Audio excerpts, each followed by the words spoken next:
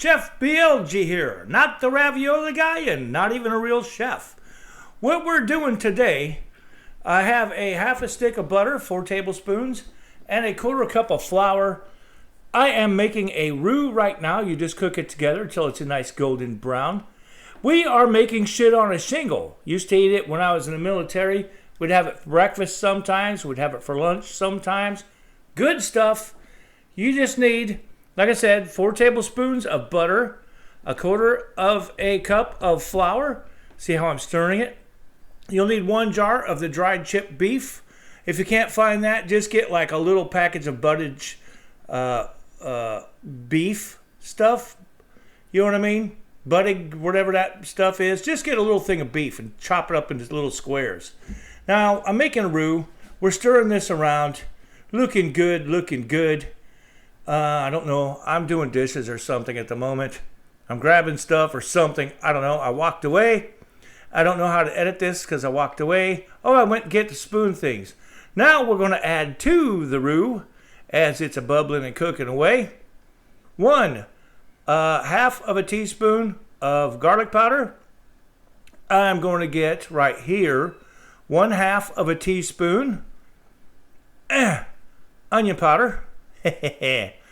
Then, this is a difficult one right here. I got to see what it's doing before I can tell you though. I'm going to do, I didn't have the microphone on. I was sober. I couldn't remember it. 1 teaspoon of pepper. I'm going to go just a bit more because I like pepper. So that's all stirred in there. Stir this all together goodity like so. Giggity giggity. See how it's kind of turning a nice golden brown color now. That's what you call your smooth, your roux. Cook that flour out. Now while I've got that going, it's this easy right here.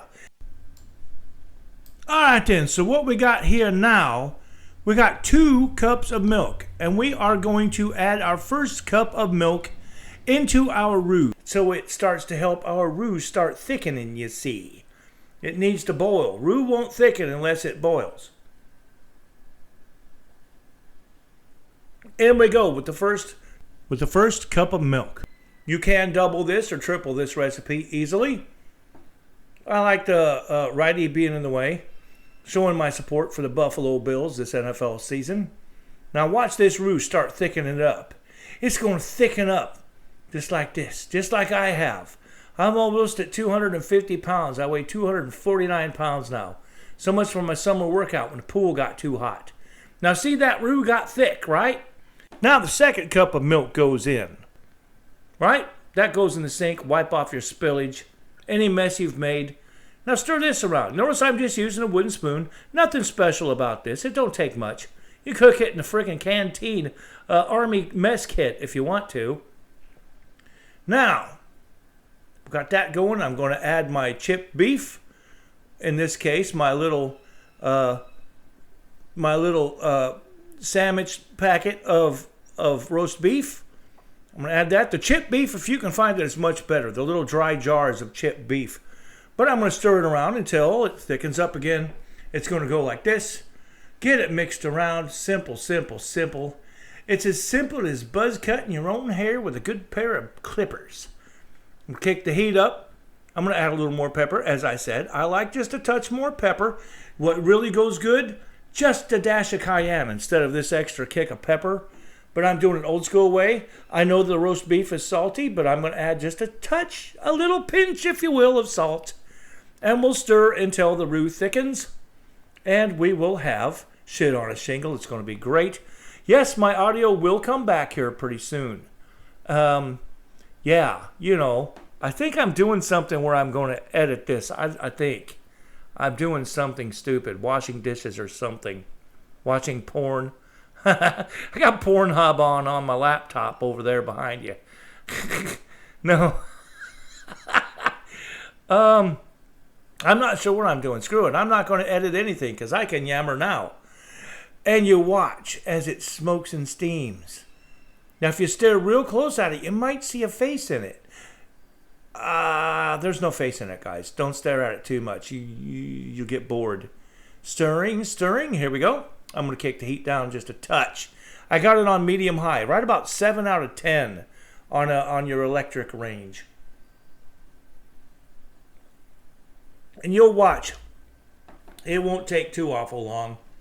I'm just going to keep stirring it around so it don't stick to the bottom and get nasty. Now I'm going to... Oh, toast. You serve it on just toast. You can butter the toast if you want. I don't. They didn't when I was in the military.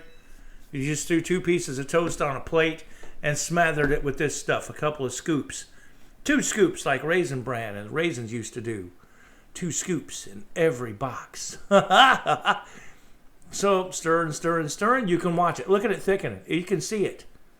And you can feel it. You can actually feel this thickening up as you're stirring.